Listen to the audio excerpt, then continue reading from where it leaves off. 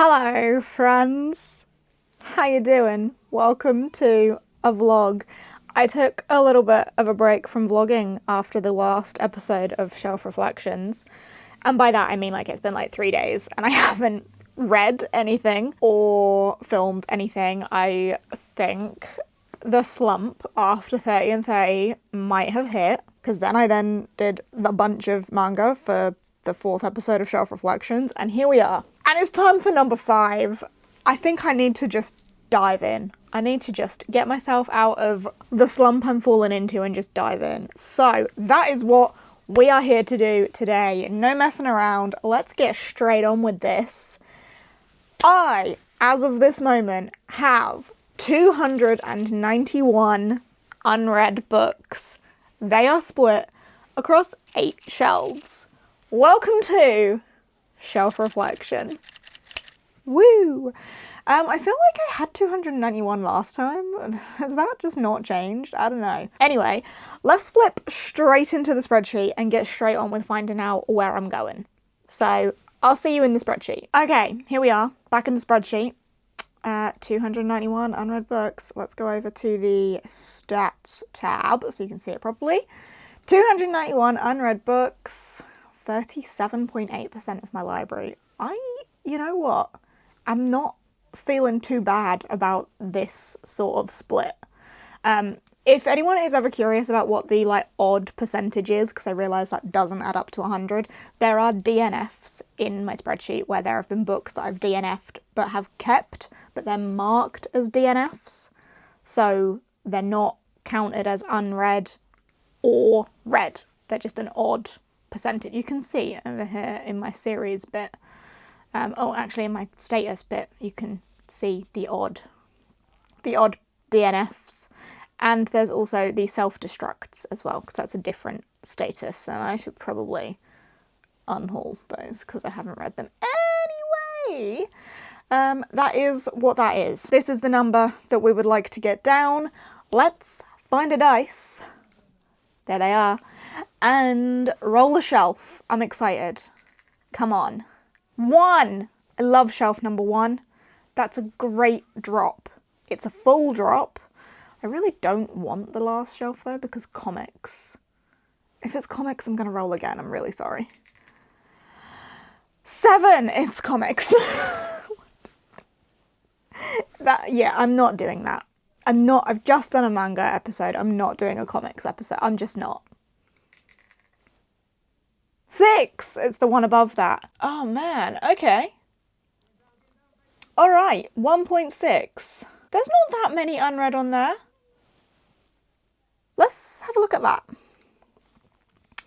that. Down here, let's go down here, and we want 1.6. There's only 5 unread books on there. Man. Okay. Library. Shelf. 1.6. It's looking like I might finish a couple of series. I see, the problem with this is I wanted to reread The Justice of Kings before I read Tyranny of Faith. But it looks like I might not do that. I might just read it. And these have been on my mind, the Richard Swan books, because I really liked Justice of Kings. Maybe I'll look up like a bit of a recap and then we'll do that. Oh, this is exciting. See, I haven't been excited about reading for the last couple of days. But now I'm excited. The neighbours are screaming. Children, stop having fun. Okay, hi. It's been a minute. And by a minute, I mean a couple of days. I reread Justice of Kings. I just reread the whole thing. I was looking up I've still got my bookmark in the back of it, actually.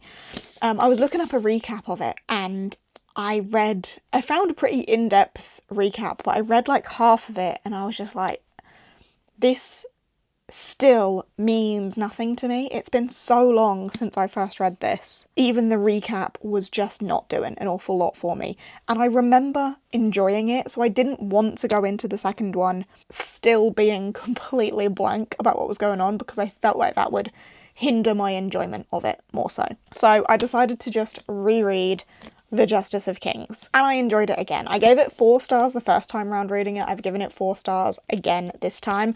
I truly could not remember anything, so I'm really glad to have reread it. But that doesn't help with my shelf percentage, because this was already marked as read, and now it's just been read twice. So we've read a book that hasn't actually helped us on our shelf, but has increased the excitement for the rest of the series. I don't know why I didn't pick it up sooner, to be honest. This one follows a justice and his clerk. This is told from the perspective of Helena, who is the justice's clerk. She was an orphan. She was living pretty rough, and he's picked her up and given her almost the life of a noble, the training. She can speak many languages. She's incredibly smart. She's got a really good brain between her ears, and he's raised her up.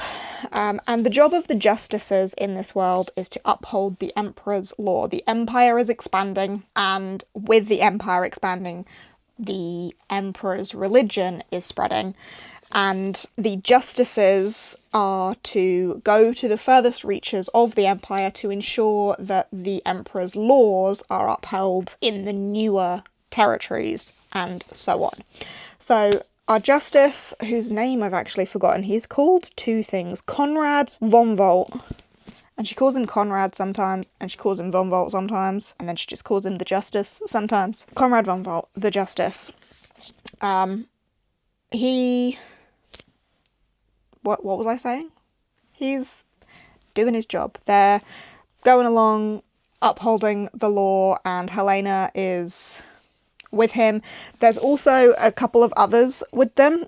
Claver, who is like a priest of this newer religion, is with them, and then Von Volt's right-hand man as well, whose name I have forgotten. And essentially they're going off on their usual journeys of justice upholding, and they find a group of people who are practicing the old religion. Conrad obviously has to get them to stop this, because it is now treason and they could be executed for it. But Conrad also has a slight gentle hand, so he doesn't jump straight into executioner mode, although he has the right to do that as the Emperor's Justice. He gives them the chance to convert to the new religion. Claver doesn't agree with this, the priest, and he's like, no, they should all be put to the torch, they should all be murdered. And that sows a little bit of discord between those two. That comes into play much more later on in this story, but the main plot of this is that they end up investigating the murder of an aristocrat's wife, and this murder is part of a much bigger plot in this world. There is so much more attached to this murder than originally anticipated. Like, they suspect like it could have been her husband that would have killed her, someone that her husband has upset because he is a trader and he deals with a lot of money. He has some financial responsibility with the council, so, you know, has he upset someone, blah blah blah. But her murder ends up being a much bigger point in this world's politics, and in that way it reminds me a little bit of The Tainted Cup, where there is a murder mystery, a small-ish thing in the grand scheme of things, but is part of something so much bigger. And it gets messy, and it gets political, and it gets exciting, and Helena, who is like the protege of this justice, she was an orphan from a war before, she is exposed to some of the unpleasant sides of being a justice, and she is very conflicted about what she wants with her future. And as the story progresses and we see the darker side of the justice, how Helena feels is up in arms. But this is all told from Helena's perspective, but as an older woman looking back on her youth. There's almost like this little bit of foreshadowing, I suppose, of Helena being like, you know, I should have made this choice and I didn't, and I regret it every day. When I look back on my youth, I should have done this, but I didn't. And it's the biggest mistake I ever made. So we know that Helena's future is going in a way that she's not necessarily glad that it did, but it's all just very enthralling. I'm super into it, and I'm really glad that I reread that one because now I'm very excited to go into Tyranny of Faith. There is a bit of a character change of opinion, change of heart at the end of the Justice of Kings. One of our main characters almost like flips a switch, and I'm really intrigued to see where that goes in this one. So next up, the Tyranny of Faith. I am excited to give it a go. Hello. I'm going to be so honest with you. It's been like a week or more maybe since we last spoke. I kind of fell into a weird situation, but I did finish the Tyranny of Faith. And I didn't update you at all throughout my reading of it, but I did finish it. 4-star. Again, I think I preferred Justice of Kings just a little bit. Justice of Kings felt more politically intriguing to me, which is bizarre because in this one we actually like see the Emperor, and one of our characters does kind of face a decent political advancement, but there was a lot more on the magic and the demons and so on in this one than there was in this one. And I think I just wanted more of the like politics and the lore of the justices and so on. And this felt a bit more chaotic, which isn't always a bad thing. I just think it's not what I wanted in that exact moment. All this to say, it's still a 4-star. The first one got 4-star, this one got 4-star as well. It was intense.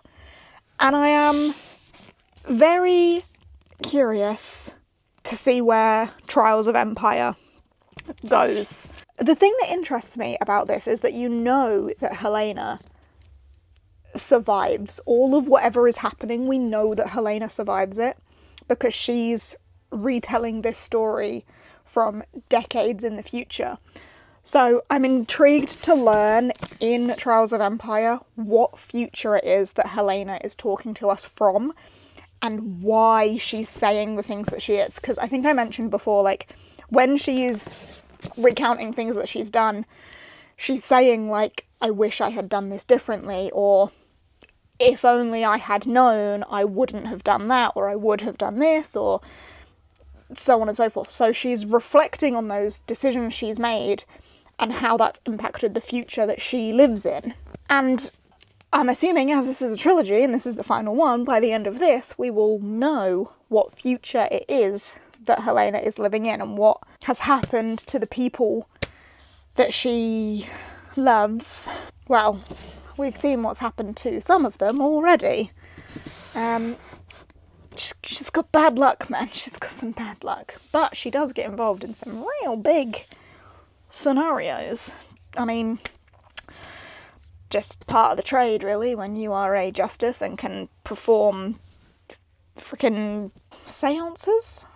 That's not quite the word I want. They wake the dead and go into the afterlife and force people's will and stuff. It gets really, like, dark, which I enjoy in a dark political fantasy, and that is kind of where I would place this.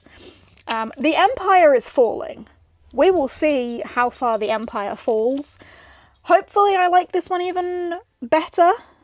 We'll see. But yeah, so far Justice of Kings is my favourite. But I am going to move on to the third one in this series. And that is all I have to say to you right now. Hopefully I won't be gone for a week again. I wanted to get this episode of Shelf Reflections done in May. I think this is going to end up carrying into June, just based on the reading mood I've been in, or not been in, as the case may be. So this one may span a little while, but you'll get it when you get it. Anyway, Trials of Empire next. Let's strip her down. Woo! Dust jacket over there. Book itself. Come on with me. So we're back on the floor in front of shelf 1.6 because I finished the Trials of Empire. I read this so quickly. I flew through this book. This book is my favourite in the trilogy.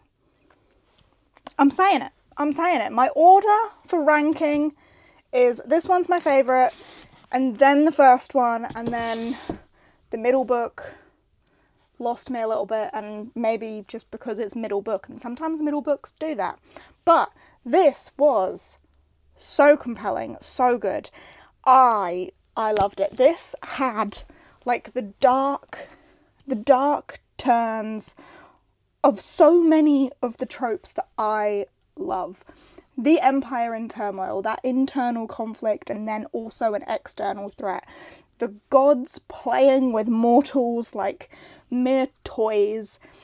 Demons taking advantage, and people being controlled and manipulated, and it just becoming this really messy political playing field with brutality and violence, and God, that makes my mind sound like a messed up, twisted sort of place to be. But I love that so much in books, and this one had so much of that. And I loved as well the discussions in this one of morality and how you cannot always be on the side of good and fight for good by only doing good things. And sometimes evil things come from a place of good intention, and sometimes evil people think they have good intention, and sometimes those people that are fighting for nothing but what is right ultimately have to make horrible decisions and do horrible things. And is it possible to achieve good by only doing good? I thought that was a really interesting discussion of morality. Our main character in this series, Helena, this is all from Helena's point of view. She is so deeply a good and caring person, and she unfortunately is part of a plot where good is not always the solution, and good is not always going to put her on top, and bad decisions have to be made, and bad people have to be faced. And I just found that a very interesting discussion. I very much have enjoyed this series from start to finish. I have given the first 2 4 stars, and I was going to give this one 4 stars as well, but now just hearing myself talk about it with more passion, I think I'm going to give it a 4.5. Because on Storygraph you can do the half stars, so I'm going to give it a 4.5 overall. It is my favourite of the series. I absolutely gobbled it up. I definitely read this one at a much quicker pace than I did the first 2. I know Justice of Kings was obviously a reread for me, but man, I loved this. And I also really liked, I don't want to be spoilery, obviously, but the relationship between Helena and the mentor that she has from the very beginning definitely goes on a journey, and I like how that was explored, and kind of, it almost like teases you that they think one thing, they think the other. Their relationship is not always like solid, you know? Like, she looks up to her mentor, but she also questions him a lot, but she also values his opinion of her. And I think, again, that's where that discussion of morality comes in, and how much she looks up to him as a good character, but then how she also, like, battles with, is he really a good character? And yeah, their relationship definitely goes in multiple directions, and I like how it was almost, like, teased that it would be, you know, going one way or going the other, or there would be a separation, or they would work together, or so on. But I really like how it ended between them, and I can't explain to you why that is, because obviously that's an enormous spoiler, but I really like how their relationship finished in this plot. Yeah, there was one moment at the end of this that kind of made me choke up a little bit. I didn't cry, but there was one moment, obviously, when there is an epic sort of plot like this, there is a lot of death. And although when characters were dying, I think this is why I can't give this 5 stars. My emotional investment wasn't, like, fully there. When people were dying left, right, and centre, I wasn't, like, fully in it and feeling it. But then when there was, like, a burial after the fact, and there was, like, this respect, and I think it was when the characters had a chance to be emotional themselves, it did choke me up a little bit.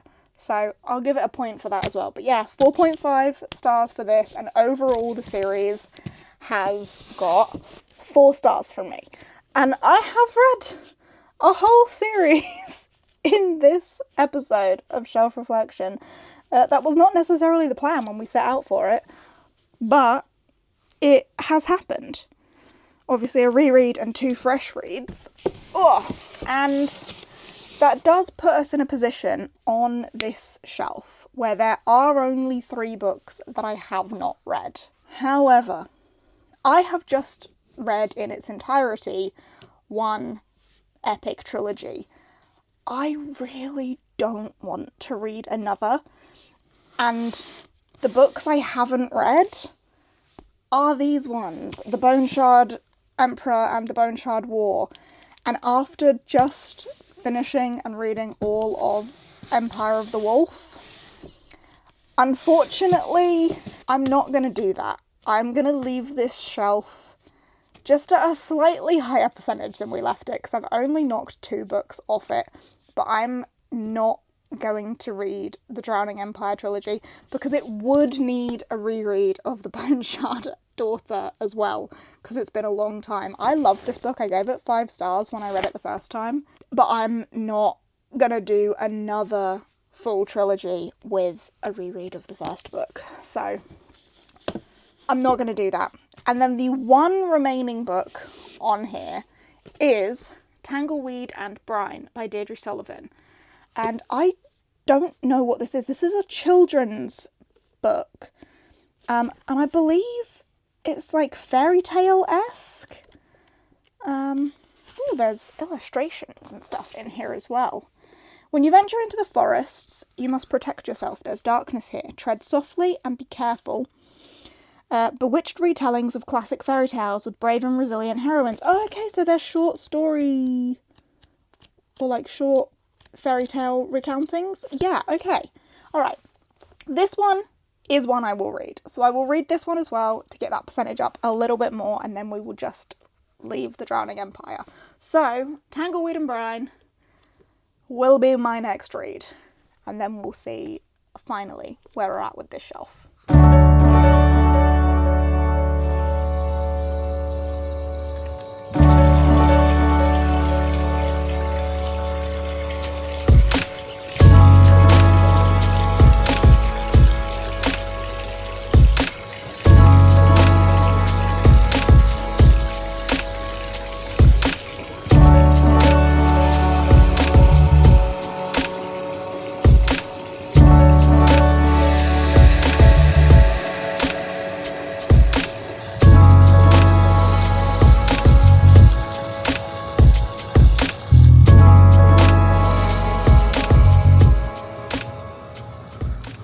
So, my bath was nice.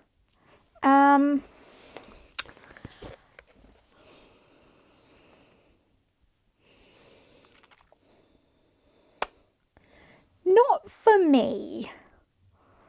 This one, not for me. I got like 40 pages in or something.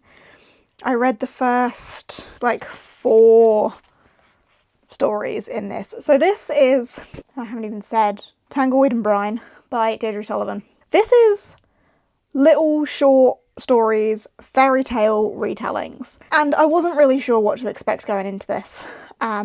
Depressing.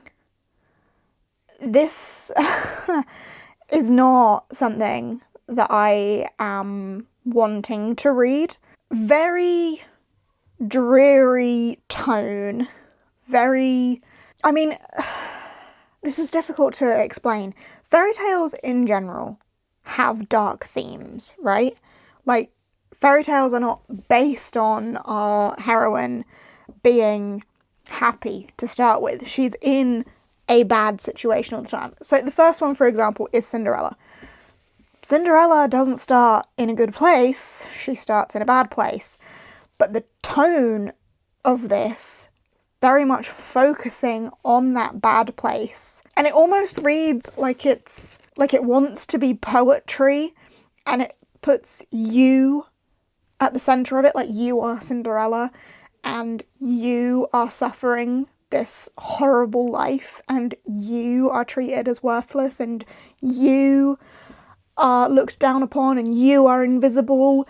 And as someone with kind of rocky mental health anyway, this just made my brain feel really unhappy. So at like the fourth book or the fourth story, I decided that I don't want to read this, and that is okay. I'm allowed to DNF things, and I'm allowed to say I don't want to read it. And Tangleweed and Brine is too depressing for me. And I mean, maybe the themes, like the Cinderella one, by the end of it, she escapes that terrible situation, but I'm not going to read about that terrible situation. I can't do it. Especially not with the way that it's written. It's like and it's very like soul pinching. I don't know fully how to describe exactly how this made me feel, but it didn't make me feel good. So I'm DNFing it, which means we have a book for the graveyard. And that is where I'm going to leave this episode. So this is heading to the graveyard and we are heading to the spreadsheet. Okay, so here we are, back on shelf 1.6. Am I on 1.6? Yes, 1.6. Okay, so I can now mark The Tyranny of Faith as read and The Trials of Empire as read, which means I can mark Empire of the Wolf as completed, which is quite exciting. And Tangleweed and Brine does become DNF, just so we can look at the stats. So my total unread books is 289 now. That's pretty good. And I now only have 2 books left on this shelf that are unread. But let's have a look at it from the stats perspective. There we go. 78.6% read.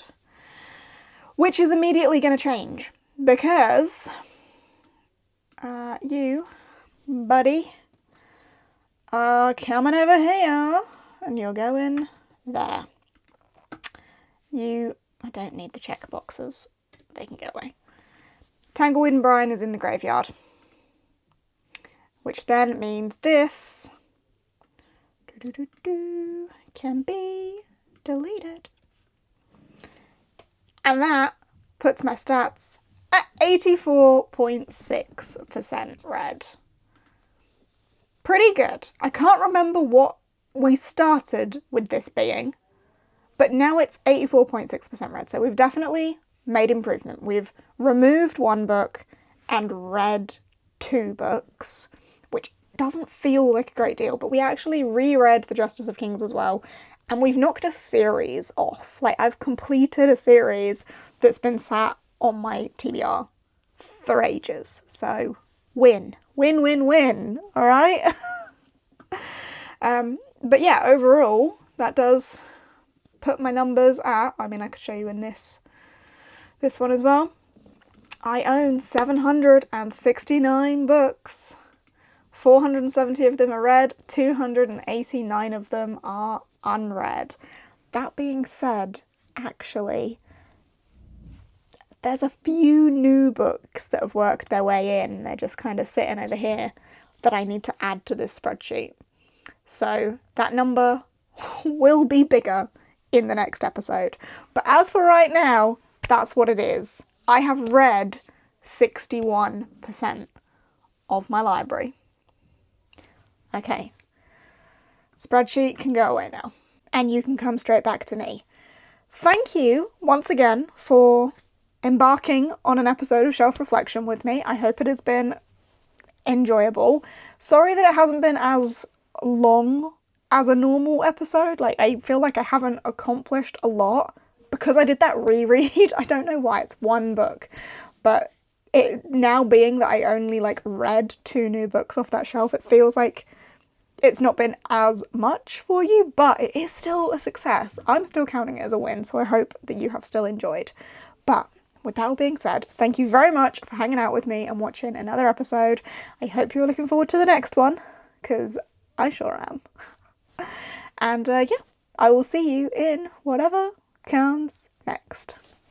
Bye!